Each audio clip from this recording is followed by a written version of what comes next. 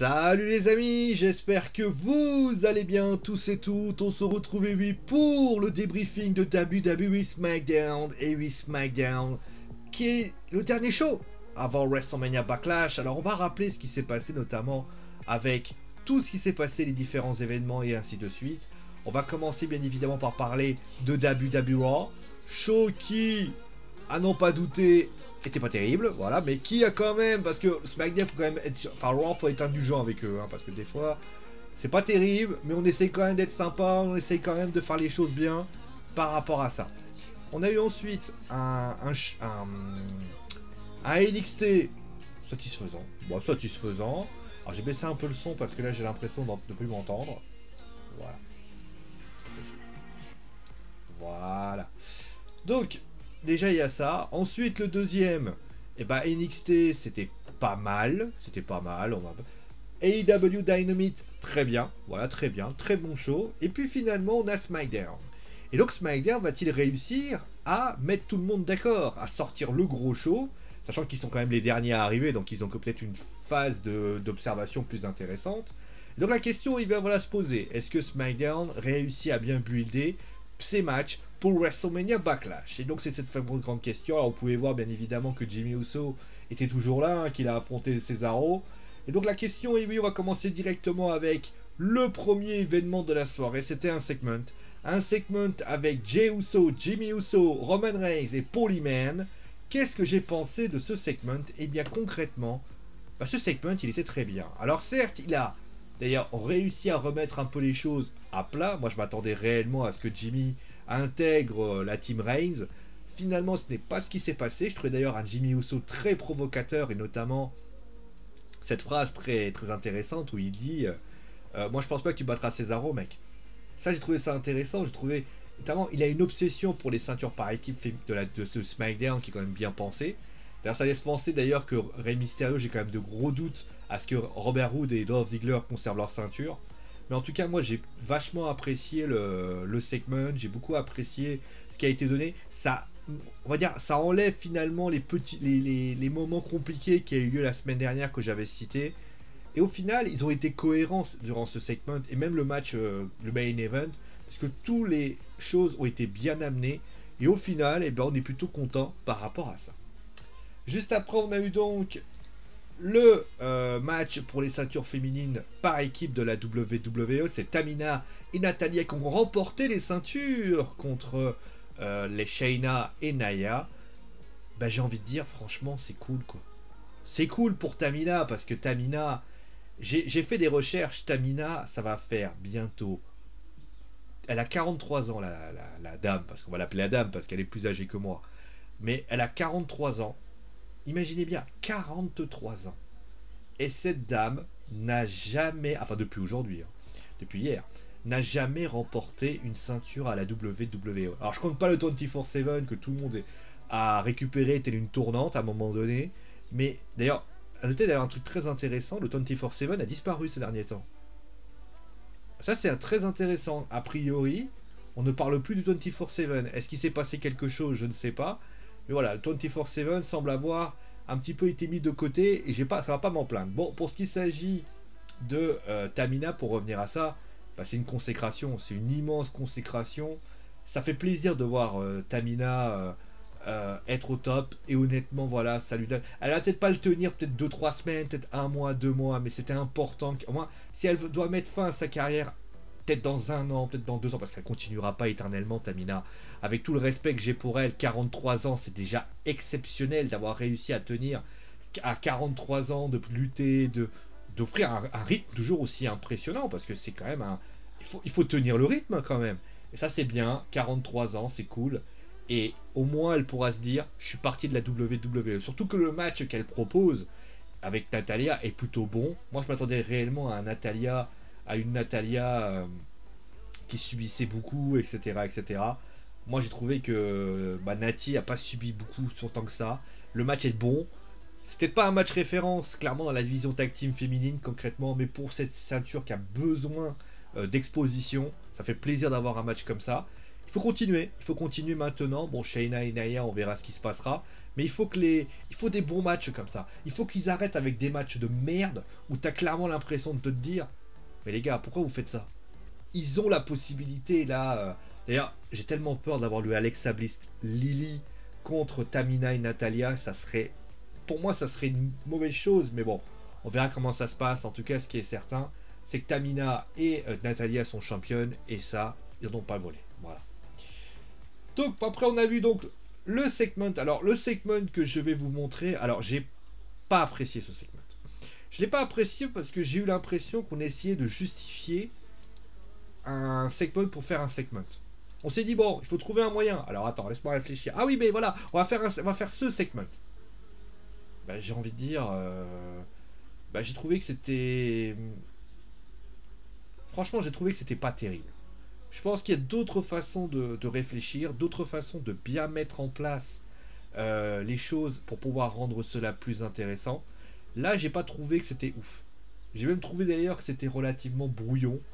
Et d'ailleurs, même dans la manière dont ça a été expliqué, je me suis même dit, vous y allez, vous avez peut-être d'autres façons de le faire. Là, vous avez peut-être pas réussi à faire quelque chose de sympathique pour rendre les choses plutôt intéressantes. C'est dommage parce que honnêtement, il y avait de la construction, il y avait de l'idée, mais je pense que on aurait pu faire autre chose.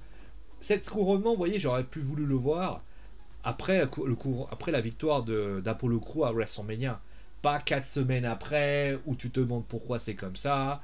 Honnêtement, moi j'ai trouvé que c'était relativement, je dirais, c'était pas ouf. Ça viendra sans doute. J'ai confiance au WWE Superstar. Je pense qu'ils vont réussir un gros match la semaine prochaine. Mais voilà, après les attaques, surtout pour justifier voilà, de faire une attaque avec un four-way qui est pour ainsi dire donné. Mais il y a peut-être d'autres façons de le faire et c'est peut-être pas la meilleure idée qu'ils ont eue aujourd'hui. Voilà.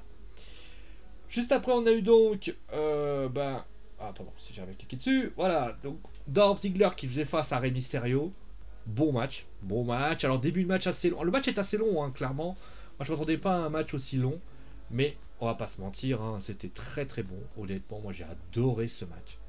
J'ai adoré ce match. Il était dynamique. Il était sûr de lui. Rey Mysterio a fait une bonne prestation, faut quand même le dire.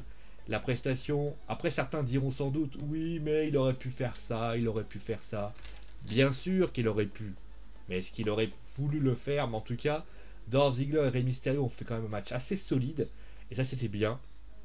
Et honnêtement, voilà, moi j'ai adoré ce match. J'ai trouvé d'ailleurs le petit segment qui a eu lieu notamment après le match, j'ai trouvé que c'était plutôt bien. Où il raconte notamment, il dit appelle-moi Baby Champ.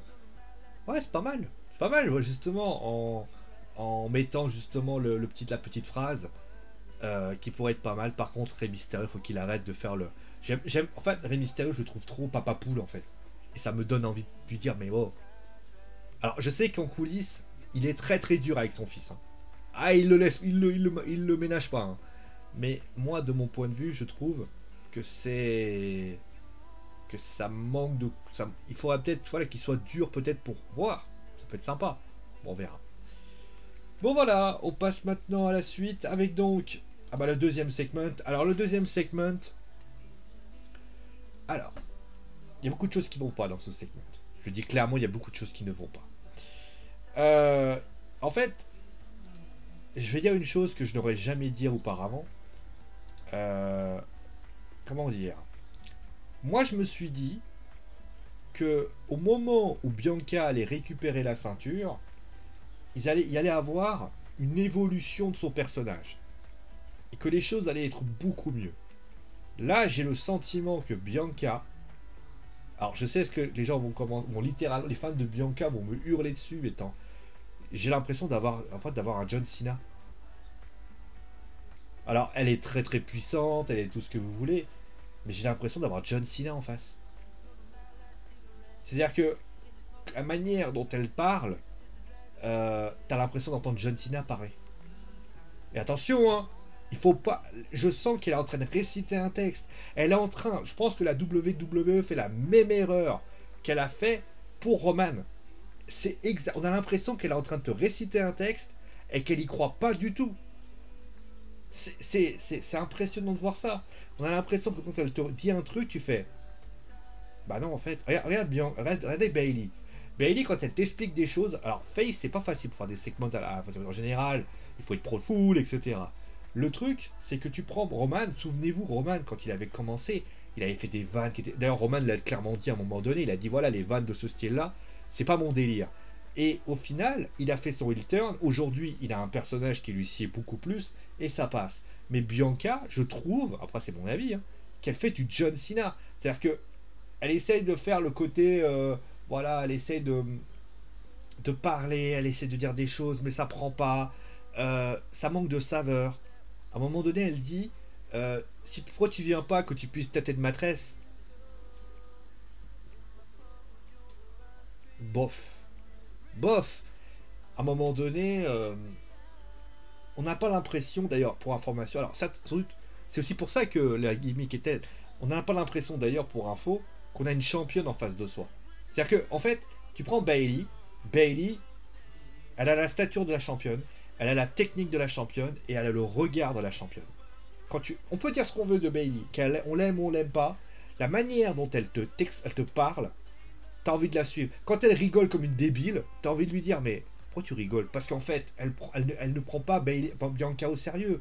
Alors certes, le storytelling est basé sur ça. Mais moi, de mon point de vue, avoir un storytelling, c'est une chose. Mais il faut que les deux personnages puissent bien, à la limite. Moi, j'aurais préféré que, par exemple, Bianca lui apprenne ce qu'est une championne. Par exemple, être une championne, parce qu'elle n'avait jamais été championne avant. Par exemple, sur le fait que quand tu es championne, règle numéro 1, bah finalement, tu dois faire ça. Règle numéro 2, c'est ça. Règle numéro 3, c'est ça. Là, ça aurait été intéressant. Là, clairement, tu as. Sauf que on a quand même une classe d'écart, dans le sens où Bailey, il a plus long règne. Bianca, pour l'instant, elle court le règne le plus court. Donc finalement, ça aurait pu être la petite minette qui, pour ainsi dire, avec l'expérimenté Bailey qui va lui apprendre les choses. Donc là, on n'est pas dedans, on est plutôt dans une sorte de. T'es pas crédible, meuf. Alors, très bien. Le problème, c'est que moi, j'aurais accepté ça à condition que Bailey n'ait pas perdu en début d'année. Vous voyez ce que je veux dire? Tout est très complexe à chercher et je suis pas certain que les choses ont été bien faites. Voilà. Donc, après, on a eu donc. Ah oui, donc je parlerai pas de Shinsuke Nakamura contre King Corbin pour la simple et bonne raison que le match, moi, j'ai trouvé assez anecdotique. Voilà. Pas très intéressant à analyser. Après, pour ce qui s'agit de Cesaro contre Jimmy Uso, bah, j'ai trouvé que le match était bien. Jimmy est revenu et premier match très intéressant. En tout cas, moi, j'ai adoré ce match. Je l'ai trouvé très accompli, très fourni, très bon. Et j'ai envie de vous dire, bah, Jimmy Uso, bah, c'est bien, il revient. La petite altercation avec Roman, qu'on va voir, je vais vous montrer là, est pas mal. Franchement, elle est bien amenée, elle est plutôt bien pensée. Le fait que ça subisse, tout ça est bien mis bout à bout. Et finalement, eh bien, on est content d'avoir finalement cela. Bon, la conclusion de cette histoire, on va pas se leurrer. La première conclusion que j'ai envie de dire, c'est que j'ai trouvé, alors après c'est mon avis, j'ai trouvé que les segments, il y a à boire et à manger. Dans les segments, si tu enlèves le premier segment qui est très bon, les deux autres tiennent pas. Les deux autres ont du mal, c'est poussif. Pour les matchs, il n'y a rien à dire. Voilà, c'était des matchs très plaisants à degrés différents. En tout cas, moi j'ai adoré. J'ai trouvé qu'il y avait beaucoup de plaisir dans ce qui avait été proposé. Est-ce que ça build de WrestleMania Backlash? La réponse est oui. Honnêtement, on a envie de suivre, on a envie de savoir ce qui se passe. Et honnêtement, alors est-ce que ça bat les deux autres shows? Alors, je vais être honnête avec vous. Je pourrais pas vous répondre oui, dans le sens où AEW Dynamic. J'avais mis quelle note à des. J'avais pas mis de note. Mais j'avais trouvé quand même que. Alors. Je trouve que SmackDown et Dynamite. Ça se vaut. Ça se vaut parce que les deux lutteurs. Enfin, les lutteurs ont fait ont fait quelque chose de pas mal. Il y avait du niveau. C'est intéressant. Et puis, quand tu regardes bien. Allez, je vais quand même mettre SmackDown. Voilà, si je dois me mouiller, je mettrai SmackDown. Parce qu'il y a peut-être plus de choses intéressantes du côté de. Voilà, par rapport à ça.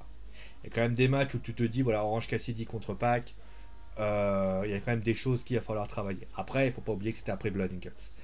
Voilà un petit peu ce qu'on avait à dire sur le show en lui-même.